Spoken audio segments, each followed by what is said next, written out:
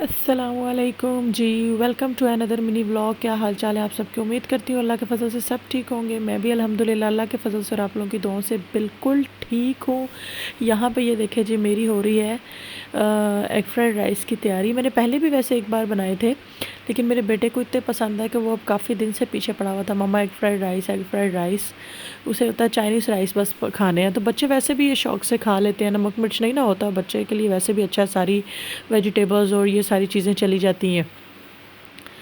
خیر میں تو ویسے بھی ہر ٹائم اس کے ساتھ ہی بزی رہتی ہوں۔ کبھی اس کو جو ہے میں نے اس کا موبائل بھی ٹائم فکس کیا ہوا ہے، اسکرین ٹائم کے نہیں اتنا نہیں دینا۔ 3 سال تک تو میں نے اسے بالکل ہی نہ دیا، 3 سال کے بعد اسے دینا شروع کیا، وہ بھی یہاں پہ یورپ میں آ کر۔ تو obvious اکیلا ہوتا ہے بچہ، کوئی نہیں ہے، ابھی اسکول بھی نہیں جاتا۔ اسکول ابھی سپتمبر میں انشاءاللہ سٹارٹ ہوگا، تو پھر میں اسے انشاءاللہ کنڈر گارڈن میں کرواؤں گی۔ تو تب تک جو ہے وہ پھر مجھے اس کے ساتھ ٹائم، گھر میں بھی اسے اپنے ساتھ کچن میں بزی رکھنا۔ پھر یہاں پہ آ کے نا مجھے لگتا ہے کہ نا پیرنٹس نا بہت زیادہ پوزیسیو ہو جاتے ہیں، یا شاید میں ہی پوزیسیو ہو گئی۔ میں اپنے بیٹے کو لے کر اتنی پوزیسیو ہو گئی ہوں، مطلب آپ نا بہت زیادہ نا اوور کانشیس ہو جاتے ہیں ہر چیز کو لے کے۔ پاکستان میں نا ایک انوائرمنٹ ہوتا ہے بھی کہ سارے مطلب لائکس، اگر بچے کو آپ نے اسکول بھی کرایا نا تو آپ کو پتہ ہے کہ ایک جیسا ماحول ہے، سب جو ہے کلاس میں مسلم ہے، اگر نان مسلم بھی ہوں گے تو مطلب آپ کی وہاں پہ جو میجورٹی ہے وہ مسلم کی ہے، وہاں پہ ایونٹس ہیں، وہاں پہ بچہ قرآن پاک مسجد میں پڑھنے جا رہا ہے، جمعہ جو ہے وہ بچہ دیکھ رہا ہے کہ گھر میں جو ہے مرد حضرات سب جا رہے ہیں۔ رمضان میں جس طرح سے اہتمام ہوتا ہے وہاں پہ سحری افطاری کا، عیدیں جب آتی ہیں، عید کی نماز، قربانی جیسے وہاں پہ ہوتی ہے، تو بچہ نا اپنے ریلیجین سے آٹومیٹکلی اٹیچ ہو جاتا ہے۔ یہاں پہ آ کے نا یہ ساری چیزیں جو ہے نا وہ پیرنٹس کو بہت پریشان کرتی ہیں ابھی، کہ آپ نے جو ہے بچے کے قرآن پاک کا دھیان رکھنا ہے کہ وہ قرآن پاک پڑھیں، اور اگر پڑھ لیا ہے تو وہ بھولے نہ، ان کو یاد رہے، وہ پریکٹس کرتے رہیں، بار بار کمپلیٹ کریں قرآن پاک کو۔ نمازوں کا انہیں پتہ ہونا چاہیے، اپنے ریلیجن کا پتہ ہونا چاہیے۔ obvious جیسے ابھی میں اپنے بیٹے کو کنڈر گارڈن میں کراؤں گی تو وہاں پہ مختلف بچے ہوں گے، اٹالین ہوں گے،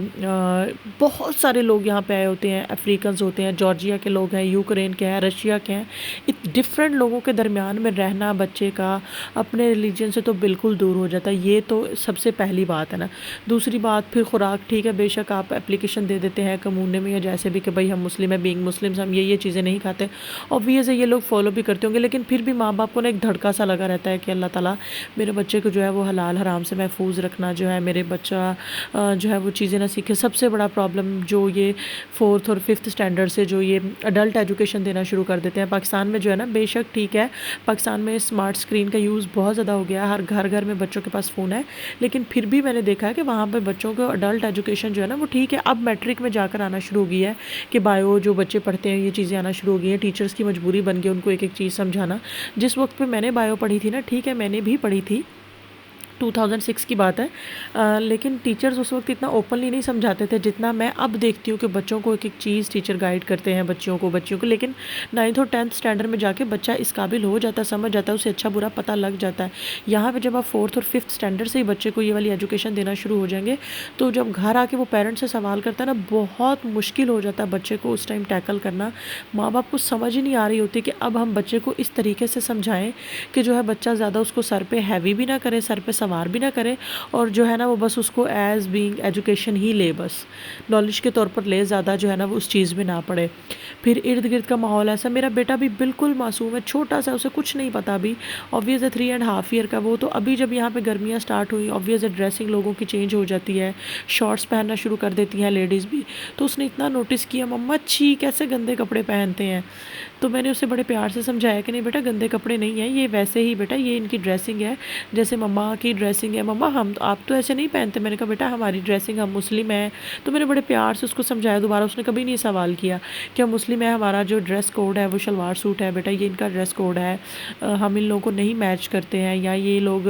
مطلب آپ کسی بھی طریقے سے بچے کو جس بھی طریقے سے سمجھا سکتے ہیں۔ وہ ماشاءاللہ الحمدللہ 3.5 سال کا، اس نے بات کو اس طرح پک کیا کہ مجھے دوبارہ سمجھانے کی ضرورت ہی نہیں پڑی۔ دوسرا مجھے ڈیلی اتنی میرے سر میں درد لگ گئی ہے نا کہ مجھے ڈیلی اس کو دعائیں پڑھانی ہے، اس کو کلمہ پڑھانا ہے، سو کے اٹھتا ہے تو ہر چیز میں اس کو جو ہے وہ صبح دعائیں پڑھانی ہے، ہر چیز میں اس کو بسم اللہ پڑھانی ہے۔ بے شک اسے ابھی چیزیں اس طرح سے لرن نہ ہوں، لیکن اسے پتہ ہونا چاہیے، اب وہ خود یاد رکھتا ہے۔ لائک ہم باہر جا رہے ہوتے ہیں، ہمارے فلیٹ جو ہے وہ 3rd فلور پہ ہے، تو اسے سیڑھیاں اترنا ہے تو اسے پتہ ہے کہ مجھے سبحان اللہ پڑھنا ہے، سیڑھیاں چڑھنی ہے تو اللہ اکبر پڑھنا ہے۔ ایون وہ مجھے خود یاد کراتا ہے، مما سبحان اللہ پڑھ لی، مما اللہ اکبر پڑھ لی آپ نے،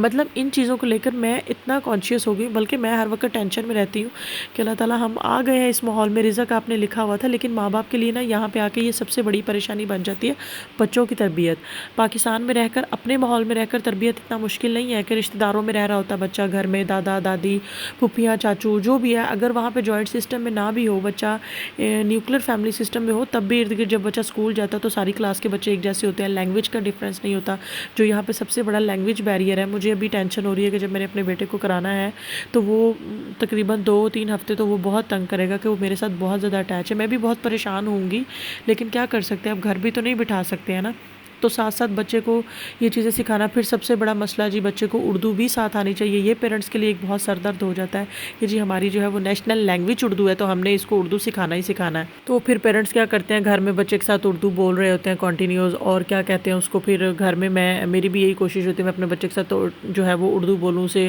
آبویس اسے اردو آتی ہی آتی ہے، اور پھر گھر میں اردو علی بے یہ ساری چیزیں سکھانا، لکھنی پڑھنی، یہ ماں باپ کے لیے یہاں بڑی پریشانی ہے کہ ریلیجن کو لے کر، اپنا جو ہے کلچر کو لے کر، اپنی جو ہے وہ لینگویج کو لے کر، مطلب ڈریس کوڈ کو لے کر، یہ سارے ٹریڈیشنز کو لے کر، یہ پیرنٹس کے لیے یہاں بہت پریشانی ہے۔ اور مجھے لگتا ہے یورپ جو ہے نا وہ سب کو پوزیسو بنا دیتا ہے، یہاں پہ آ کے جتنے بھی پیرنٹس آتے ہیں نا ایشیا سے شفٹ ہوتے ہیں وہ پوزیسو ہو ہی جاتے ہیں، اسپیشلی جو ہے پاکستانی جو ہے نا وہ کچھ زیادہ پوزیسو ہو جاتے ہیں۔ ہمیں یہ ہوتا ہے کہ ہمارے بچوں کو جو ہے نا وہ بچوں کو رشتوں کی پہچان رہے، رشتوں سے دور نہ ہو، یہاں کے ماحول میں بالکل نہ بدل جائے بچہ، تو یہ بہت بڑی ایک ٹینشن ہو جاتی ہے۔ بچوں کی تربیت جو ہے نا مجھے لگتا ہے جتنی زیادہ یورپ میں، یورپ کیا مطلب کوئی بھی، امریکہ کینیڈا آسٹریلیا جتنے بھی کنٹریز ہیں نا باہر، یہ برٹش کے، انگلینڈ، یہاں پہ جتنی مشکل ہے نا مجھے لگتا ہے اپنے کنٹری میں رہتے ہوئے، اپنوں کے بیچ میں رہتے ہوئے اتنی مشکل نہیں ہے۔ اور جب میں اس طرح کا کوئی ولاگ بناتی ہوں، لوگ دیکھ کر کیا کہتے ہیں، بیبی پھر تم واپس آ جاؤ۔ بھائی واپس کیسے آ جائیں جب اللہ تعالیٰ نے آپ کا رزق یہاں پہ لکھا ہے، آپ کے اتنے جتنے بھی آپ کا سبب ہے وہ اللہ تعالیٰ نے یہاں پہ بنایا ہے، تو پھر یہیں پہ رہنا ہے۔ یہ ہے کہ